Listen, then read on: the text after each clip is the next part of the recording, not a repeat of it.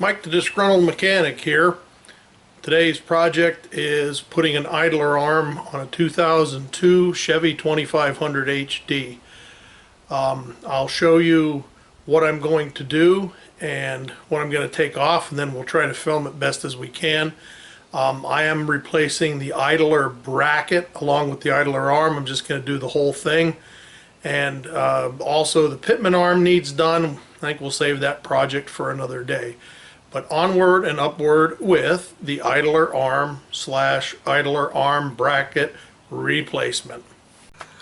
I don't know how well you can see this, but this is your idler arm.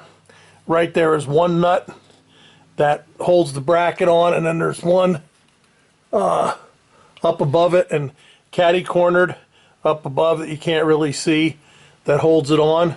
And I will show you that the bolt heads are in the front, and we're actually going to go to the bolt heads, put a wrench on the back to take that off. But first what we're going to do is we're going to take this nut off where it goes into the steering here and knock the idler arm off of the steering link here and do that. So I'm going to get a socket and get it on there and see if we can get it off. I've PB blasted this a few times, so we're going to do that. Then we'll get the puller and pop this idler arm out of there.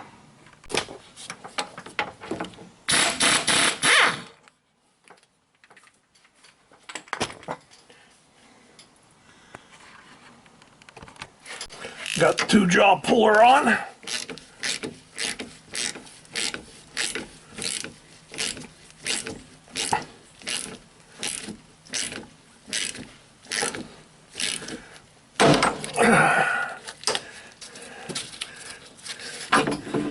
I loosened her up.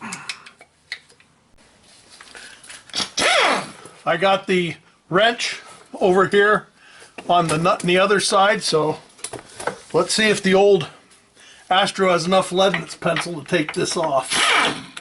Once we get it on, of course.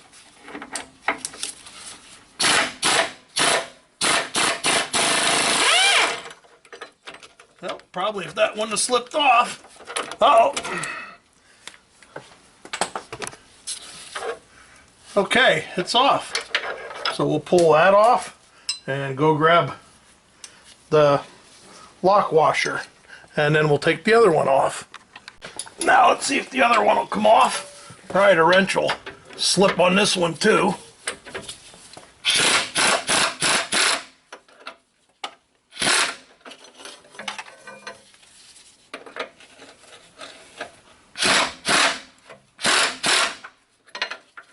Doesn't want to quite fit on there because of the rust. This 13/16 wrench doesn't want to quite stay on there. It's probably 21 mil. Let me get this situated better and we'll zip it out of there. Since I want to reuse the nut and to make it easier not to damage it, I actually went and got and I have a 21mm socket, which was the appropriate socket. I got that and put a breaker bar on it. Let's see if this works a wee bit better.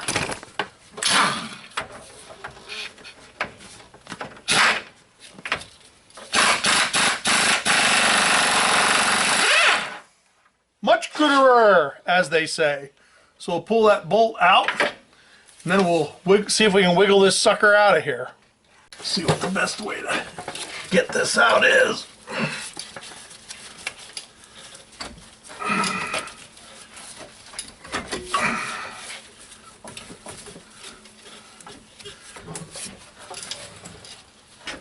There we go. Gotta pop it up out of there first. And there it is. There it is. Now we'll go and match it up to the other one and see what it looks like. All I'm going to do here is I laid it down. Make sure your parts are pretty much the same. I mean, they look a little different, but then the instructions tell you, of course, that the parts may look different, but not to worry about it. So I have that setting like that, flat. So I'm going to put this one on. to pretty much match the way that that one is. I mean, this looks a little shorter, but I'm going to assume that it's going to work. So it was supposed to be the parts for this truck. So what I'm going to do is put my new nut on here, and it tells you to from bracket assembly, install flange nut as supplied, torque to 90 foot-pounds. So I'm going to put this on, and then I am going to put it in the vise. So now I'm going to actually torque this to the appropriate 90 foot-pounds that it calls for. So let's see if we can get this baby squirreled back in here.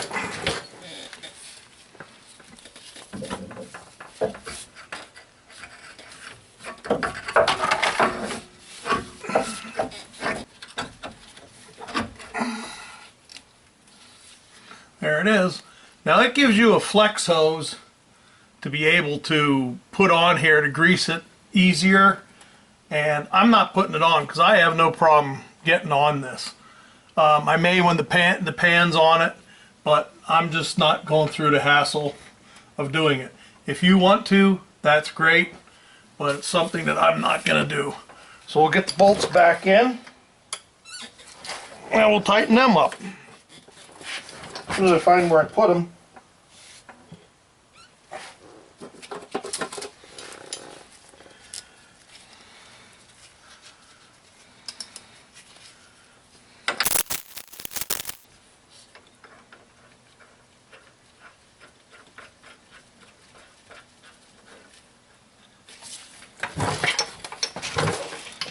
Oh, we'll get the grease gun and we'll throw some grease to this then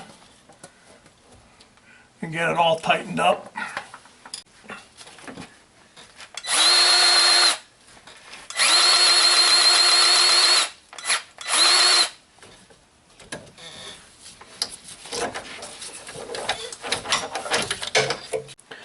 Next we're going to put the castle nut on, and we'll torque that up to proper specs, and then make sure that you put your cotter pin in after you get it torqued up to the proper specs. I'm going to leave that loose for the moment because I still didn't tighten the bracket, so we'll tighten the bracket next.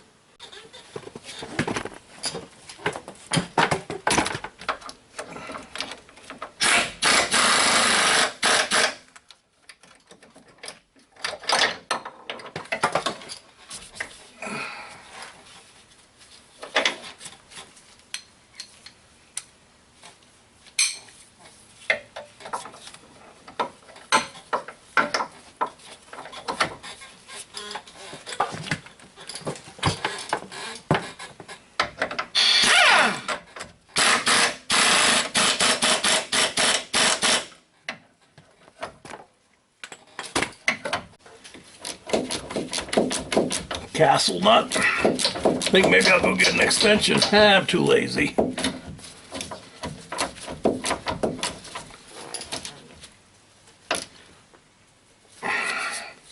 Now we're supposed to torque it to the proper spec, so we'll do that here next.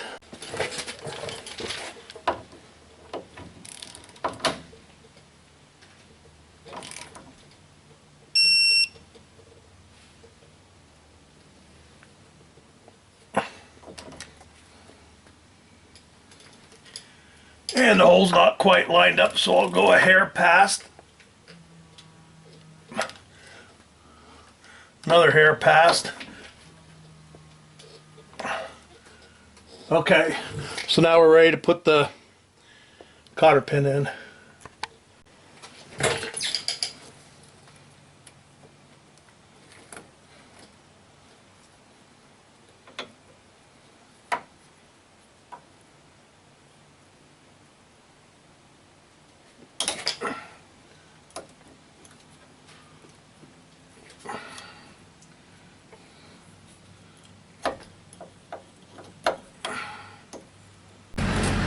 So we'll take her out for a little ride.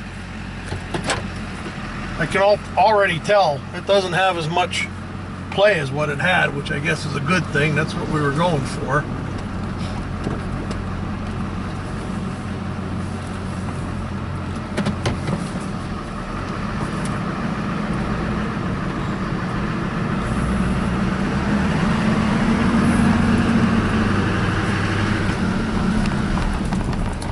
Oh yeah, steering seems much tighter. Much tighter.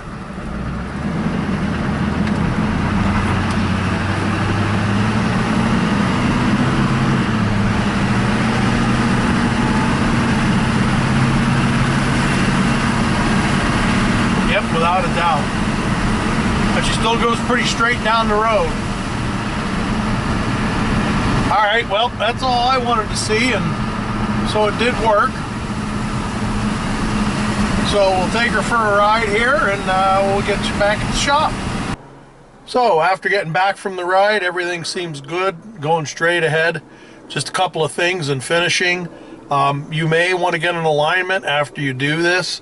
If you think that, you didn't get it quite right, whatever, probably not a bad idea.